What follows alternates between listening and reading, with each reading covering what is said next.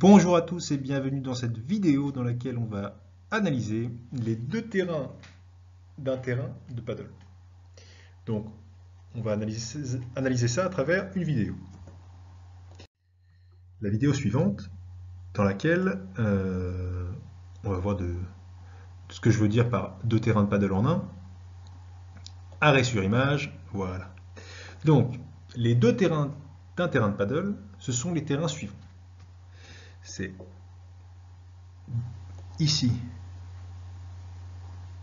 le terrain numéro 1 pour le joueur qui joue dans la diagonale, clac, avec le filet qui est là. Ça, c'est le premier terrain de paddle. Clac, clac, clac, clac, clac, clac. Voilà, ça c'est le premier terrain de paddle. Le deuxième terrain de paddle, c'est celui-là. Clic, clic. Voilà, avec le filet au milieu. Ici. Voilà les deux terrains de paddle qu'il faut essayer de visualiser en continu quand vous jouez au paddle. Pourquoi c'est important? Vous allez voir. Là, en haut à gauche, on a Juan Martín Díaz. Ok? Et en haut à droite, on a Paquito Navarro. Et lorsque vous regardez leurs pieds, la position de leurs pieds, qu'est-ce qu'on voit? Clac, clac, clac. Eh bien, on voit que chacun se positionne en fonction de là d'où vient la balle. C'est-à-dire que leur référence, leur positionnement n'est pas parallèle au filet, on n'est pas statique par rapport au filet, on se déplace toujours en fonction de là où est la balle. Notre pointe de raquette va regarder là où est la balle.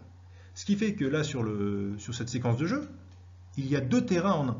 Il y a le terrain visualisé par Juan Martín Díaz en haut à gauche, et comme vous pouvez le voir,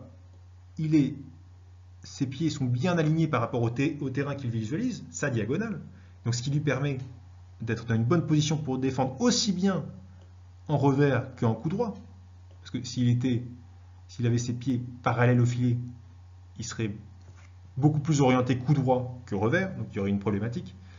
Et Paquito Navarro en haut à droite, lui, il visualise un autre terrain qui est un terrain plus simple, qui est parallèle au terrain classique.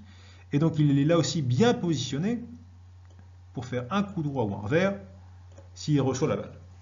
Donc quand je parle de deux terrains de paddle en un, je parle de ça, de l'importance de toujours bouger son orientation d'épaule et de pied par rapport à là d'où vient la balle pour pouvoir bien défendre ou bien attaquer. Ça paraît tout bête, mais on le verra dans notre vidéo, ça a une importance capitale au final sur la réussite de nos coups et la qualité de notre coup.